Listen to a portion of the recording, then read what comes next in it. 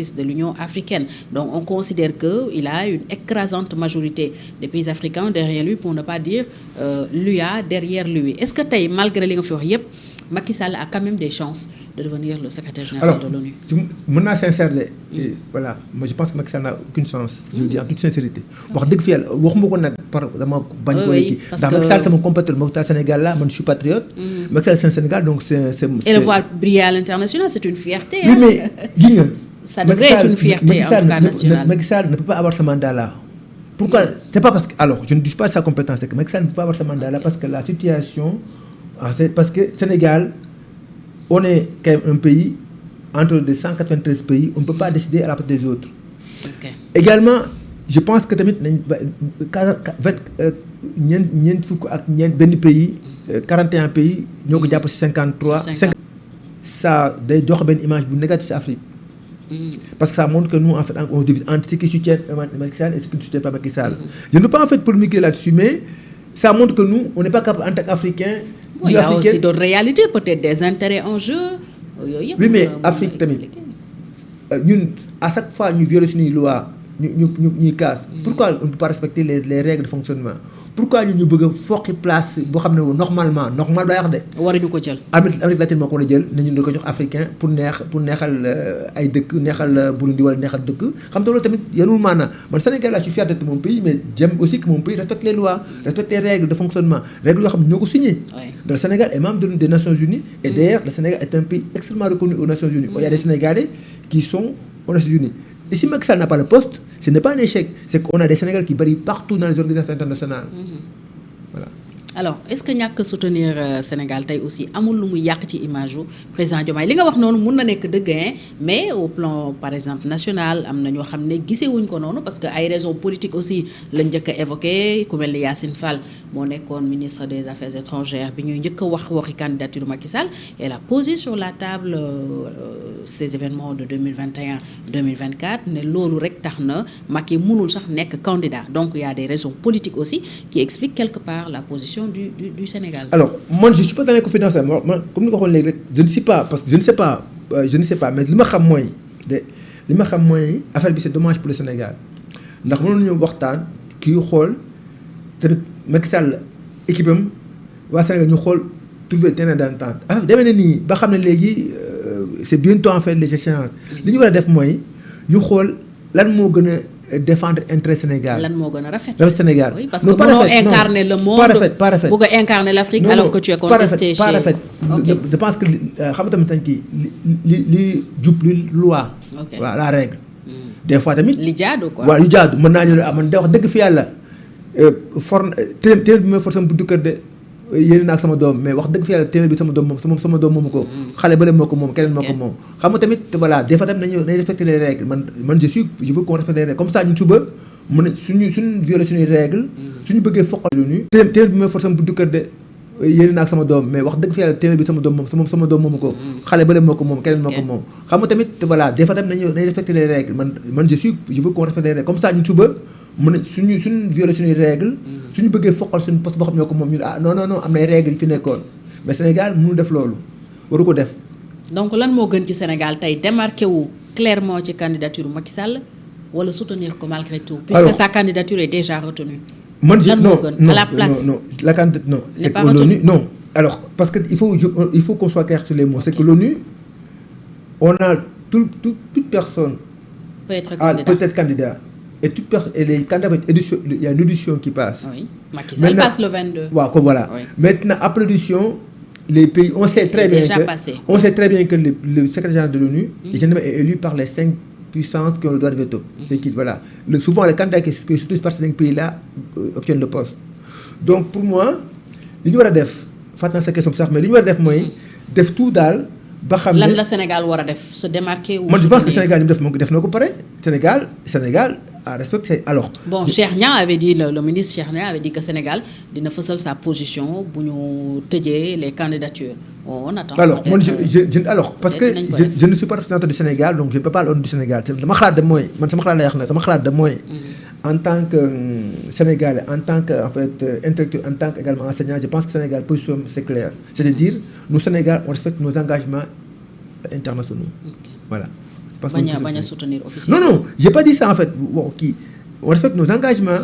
Si voilà, on respecte nos engagements. Sénégal moom nee na man naa damaa waxoon ne affaire poste day tourner.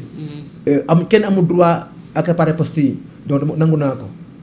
maintenant nag li xaw rek naa ko nangu mais en tout cas man moom li ma waxoon li ma si ñëw nangu naa ko mooy poste di tourner Sénégal moom loolu la nekk. na wax loolu rek yem si.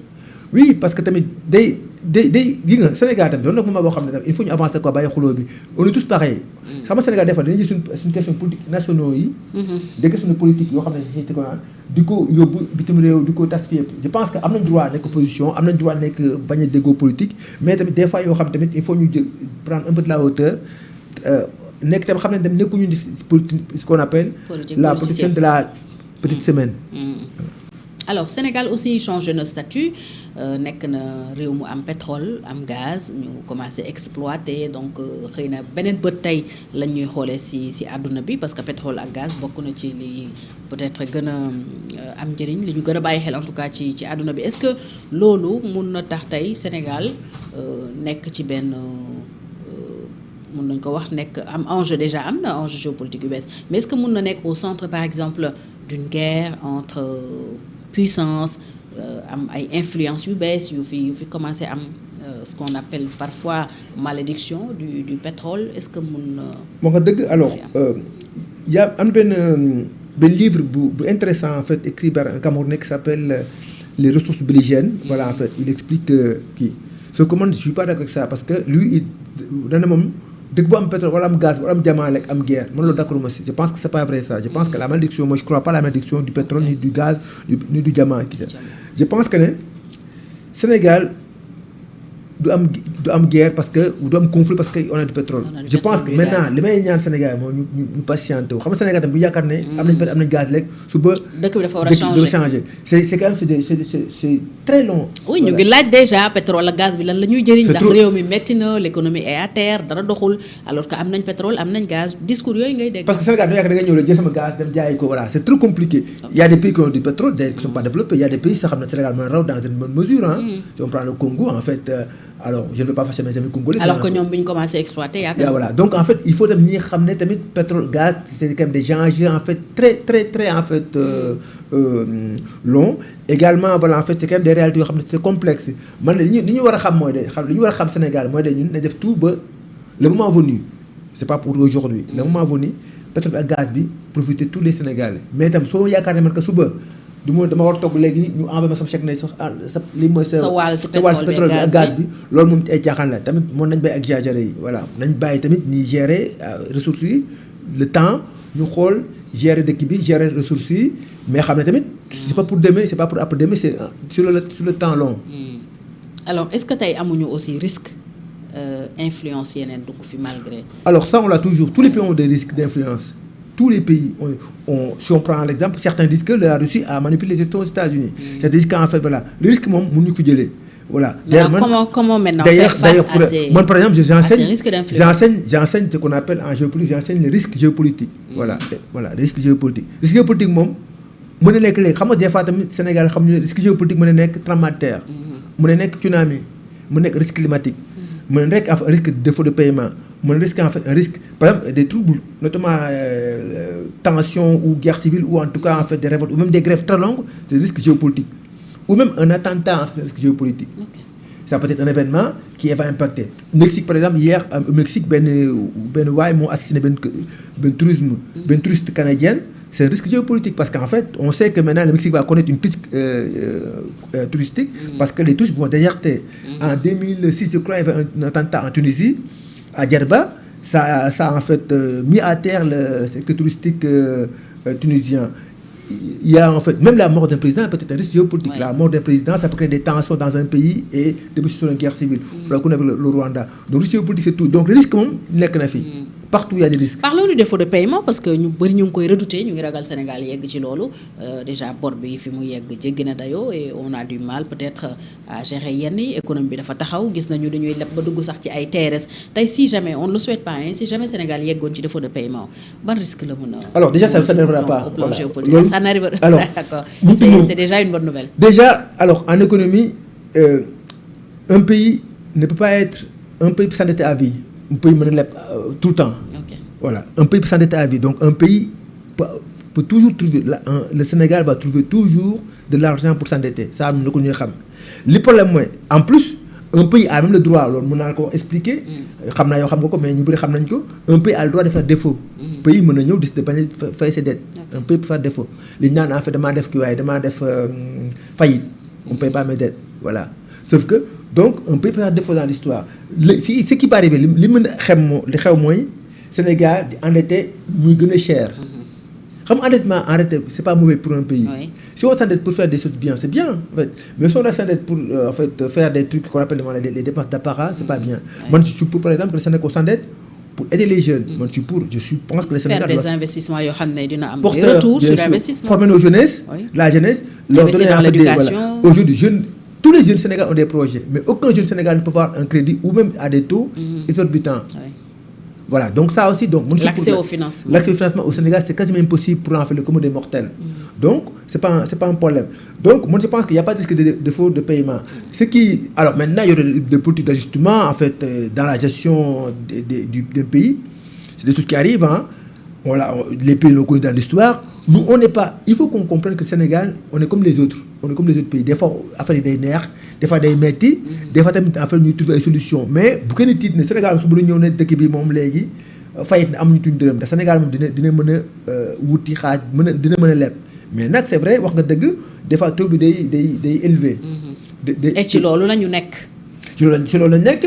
Alors moi je suis pas en fait très investi là-dessus. J'ai pas regardé en fait les chiffres, mais c'est que même depuis Macky Sall, même depuis Abdoulaye Wade, même depuis Abdou Diouf, même depuis Senghor, l'Afrique est toujours endettée à des taux. Mais pour moi, j'appelle ça du racisme monétaire. Oui. Quand on paye en fait, parce que Macky a défendu cette cause, hein. Non, Macky, alors je pense que non, il n'a pas défendu.